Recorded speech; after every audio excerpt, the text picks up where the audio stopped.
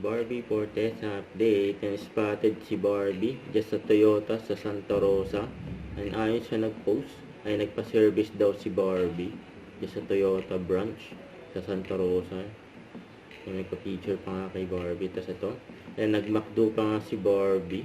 At may collection pa nga na Tiny Tan na BTS. Ang favorite yan ni Mami Ami ni Barbie. Tapos ito pa, ay mag-ama si Barbie at Daddy Tony. Mukhang bumili ng lote. Siyempre masaya si Barbie nung araw na iyon. Ayan, ang ganda ni Barbie, oh. Ayun pa nga yung mag-BFF na si Barbie at Alden, yun, no? Siguro yung addict sa'yo before ni Marvin Jolina, tapos Jenica Dennis, yon. Sobrang fun nung show na yon. Sobrang kinilig ako dun sa show na yun. Hindi pa ako artista nun eh, nung pinalabas yung show na yan. So, gustong-gusto ko yun. Isa yun sa mga paborito kong shows ng GMA.